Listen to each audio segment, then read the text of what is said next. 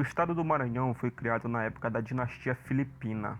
Essa dinastia reinou em Portugal durante o período da união pessoal com a Espanha, ou seja, em que o rei da Espanha era simultaneamente o rei de Portugal. Isso aconteceu devido a uma crise sucessória em Portugal. Esse período é também conhecido como União Ibérica. Na época, o território do Maranhão não era do tamanho que é hoje. Na verdade, o estado compreendia os atuais territórios do Maranhão, Ceará, Piauí, Pará e Amazonas. Essa região era subordinada diretamente à coroa portuguesa. Entre as atividades econômicas daquele local, tinha a lavoura de cana e a produção de açúcar, o cultivo de tabaco, a pecuária para exportação de couros e a coleta de cacau. A maior parte da população vivia em condições de extrema pobreza, vivendo da coleta, da pesca e praticando uma agricultura de subsistência. Os habitantes, com poucos recursos, encontravam na escravidão dos indígenas uma possibilidade de ganho e logo entraram em confronto com os padres jesuítas que realizavam seus aldeamentos e ensinavam a fé cristã aos nativos.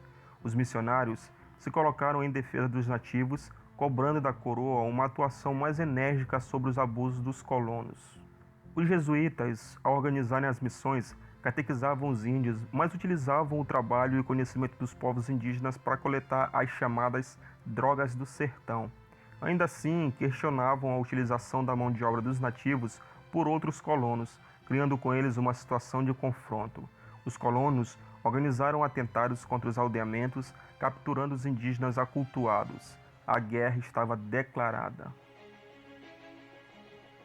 Os jesuítas conseguiram o apoio da coroa, pois a escravização dos nativos não repercutia em ganhos imediatos a Portugal, sendo proibida a escravização indígena. Além disso, com a crise açucareira e a saída dos holandeses do nosso país, o Brasil se tornou um palco para vários conflitos econômicos, principalmente na área do Nordeste.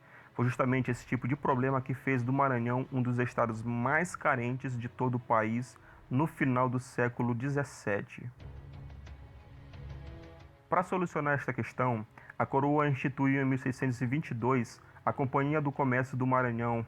Pelo regimento, a nova companhia deteria o monopólio de todo o comércio do Maranhão por um período de 20 anos, com a obrigação de introduzir 10.000 escravos africanos e daria um número de 500 indivíduos por ano. Além do fornecimento desses escravos, deveria fornecer tecidos manufaturados e outros gêneros europeus necessários à população local, como por exemplo o bacalhau, os vinhos e a farinha de trigo.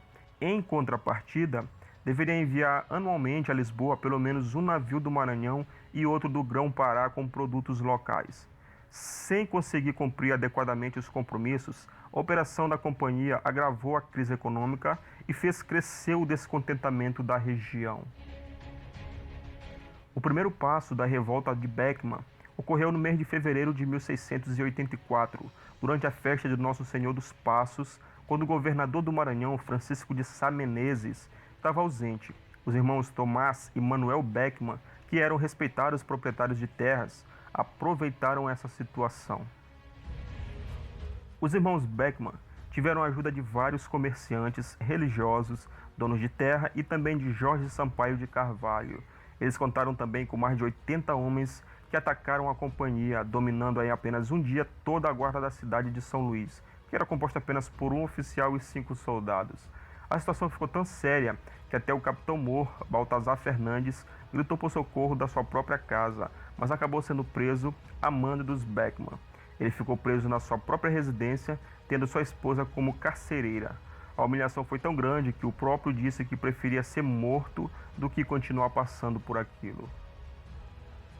Depois de dominar toda a cidade, Manuel Beckman, conhecido como Beckmão, assumiu o governo daquele local e mandou seu irmão ir até Portugal denunciar os atos da Companhia do Comércio e declarar sua lealdade à coroa.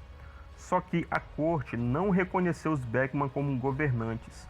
De imediato, Tomás foi preso e mandado de volta ao Brasil, onde foi nomeado outro governador que, sem muito esforço, acabou com toda aquela revolta. Manuel Beckman foi condenado à forca em 1685 por ter liderado o movimento. Seu irmão, Tomás, foi expulso de sua terra.